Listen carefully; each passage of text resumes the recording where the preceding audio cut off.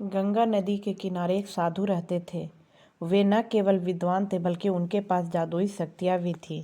एक दिन वे ध्यान मग्न में थे, तभी बाज की चोंच से एक चूहिया छूटकर उनके हाथों में आ गिरी। उसकी छोटी सी पूंछ व काली चमकीली आंखें थीं।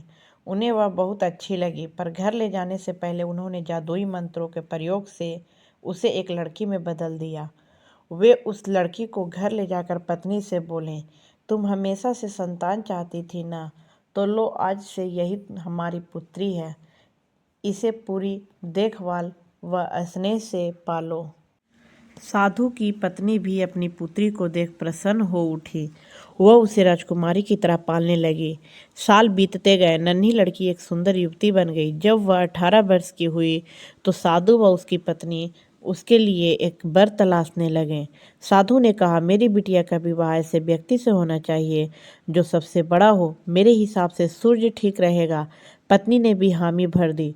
उन्होंने जादुई मंत्रों के प्रयोग से सूर्य को नीचे बुला लिया।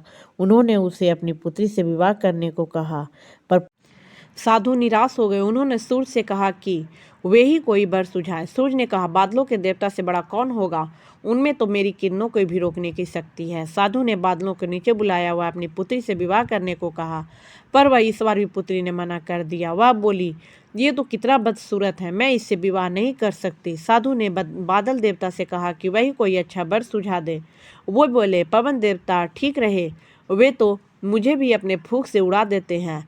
साधु ने पवन देवता को बुलाकर कहा, अपनी पुत्री से विवाह करने को कहा। पुत्री ने भी इनकार कर दिया। वह बोली, मैं इससे शादी नहीं करूंगी, ये तो कहीं टिकते नहीं, हमेशा यहाँ वहाँ भागते रहते हैं। साधु ने पवन देव से पूछा, क्या मेरी पुत्री के लिए ऐसा वर हो सकता है जो आपसे भी बेहतर हो? पवन देव ने कहा कि पर्वत देव मजबूत व ऊंचे हैं, वे मेरा भी रास्ता रोक देते हैं। साधु ने पर्वत देवता से कहा कि वह उसकी पुत्री से विवाह कर ले। पुत्री ने फिर से मना कर दिया और वह बोली, ये तो बहुत लंबे और सख्त व कठोर है, मैं इनसे विवाह नहीं कर सकती, इससे भी कोई बेहतर चाहिए। पर्वत देवता ने चूहे का नाम सुझाया। वे बोले, माना मैं काफ़ी सख्त हूँ, मजबूत हूँ व ऊंचा हूँ, पर चूहे मुझसे भी आसानी से बिल बना सकते हैं। साधु ने सोचा, इसे ही किस्मत कहते हैं। यह एक चूहिया थी और एक चूहे से विवाह करना ही इसके भाग में लिखा था।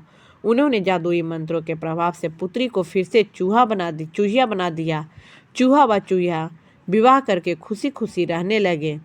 तो इससे हमें शिक्षा मिलती है, कोई भी अपने मूल स्वभाव को बदल नहीं सकता है। आपको ये कहानी कैसा लगा?